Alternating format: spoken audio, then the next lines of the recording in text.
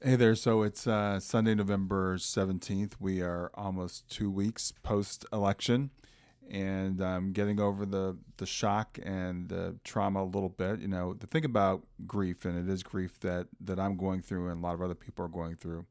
The thing about grief is there is no linear aspect of grief. There's no set of emotions that we have. They don't go in any particular order or any particular time, and it's a back and forth kind of a thing. I mean, we might feel like we're over the anger one day or the shock, and then it can come up again. So where I am right now, though, is I'm pretty much resigned to this is what we've got. This is what we've got for the next 4 years. I am a spiritual person. I believe that life happens for us, not to us. And as I was thinking about this before the election happened, I remember telling a friend a couple of days before, I don't even want to think about what would happen if we lost. It's too it's too terrifying. But the thing is, I was hoping we could learn our lessons the easy way. The thing is, we're here on Earth to learn. We're here on Earth to go through challenges, to go through tough times sometimes. We can learn things the easy way or the hard way. Some people you can tell things, some people you have to show things, some people have to actually experience those things. And I think that's where we are right now. We do have our individual consciousness that we're here to develop, but I also believe we have collective consciousness as a nation, for example. We have a collective consciousness, and there are lessons that we need to learn. And I think we're about to learn some lessons again the hard way. I told you I won't sugarcoat things. I don't, but I do look for signs of hope. I think things are going to get worse before they get better. I'm expecting a pretty rough couple of years. I expect people to be shocked when, well, we'll see if Trump actually does what he says he's going to do. I think some people will be shocked because they weren't paying attention. We're going to see things, I think, like mass deportation. We're going to see rollbacks on regulations. The water will get worse, probably. The air will get worse. Nothing on climate change for the next 4 years or so. Crazy stuff going on with the Department of Education, etc. Let's hope we can learn our lessons quickly, though, and we all have to go through this together. So, meanwhile, for us that are trying to think we maybe have already learned those lessons, we have to go through it anyway. We need to do the best we can to take care of each other, to hold each other, to keep our vibration high. Time for a real quick break. Make sure you like and subscribe. Liking the video will show it to more people on YouTube, and subscribing will make sure you get access to all my great content in the future. And now, back to the video. So I'm not so angry anymore. I'm disappointed that America's not better than I had hoped it was. But I was listening to analysis with Jon Stewart and Heather Cox Richardson. Now, I'll put a link here about that analysis. I thought it was brilliant. It's Jon Stewart on the Weekly Show, and I didn't know he had it until this week. But he and Heather Cox Richardson, who is a historian, if you don't know, brilliant woman, we're doing a kind of a post-election analysis.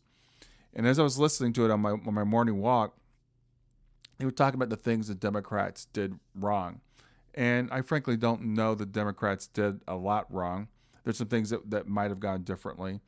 But I think Kamala ran a great campaign as well as you could run in that short a period of time. She's obviously well qualified, well spoken, serious, empathetic, compassionate, intelligent, all of those things, much more so than her opponent. Policy out the wazoo.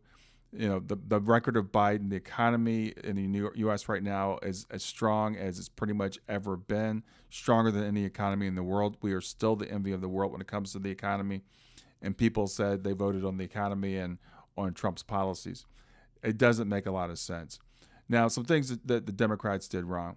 Joe Biden was too old to be president in the first place. I think he was probably one of the least qualified of the people that came out of the Democratic primary in 2020.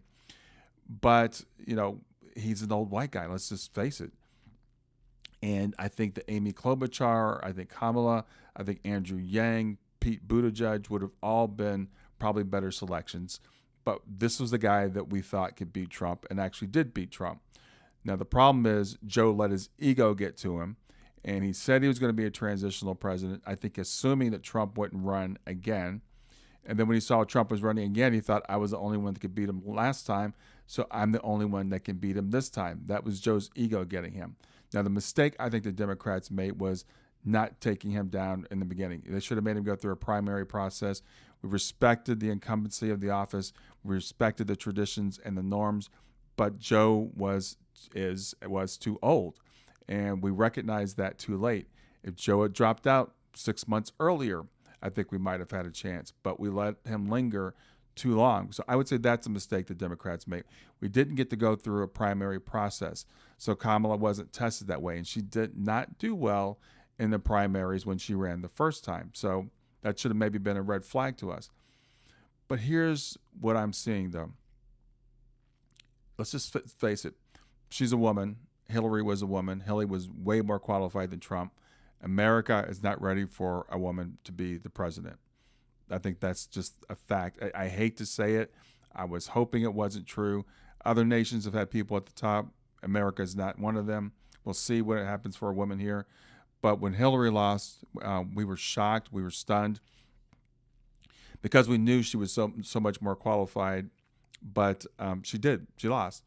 And Kamala, it's really interesting because I thought that Barack Obama could never be president. I mean, he's got a funny name. Middle name is Hussein. I'm like, people are not going to remember his name.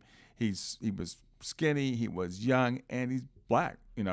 But America did put a black man in office twice. But we've shown we're not ready for a woman, and that's the elephant in the room that I haven't heard a lot of people address. Now, Kamala didn't run as a woman. She didn't run as a black woman. She avoided those identity politics.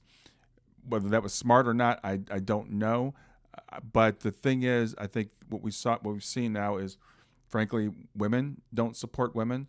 I think the majority of white women, I think it was 52% of white women voted for Donald Trump, voted for their oppressor, voted for the person that wants to take away their rights.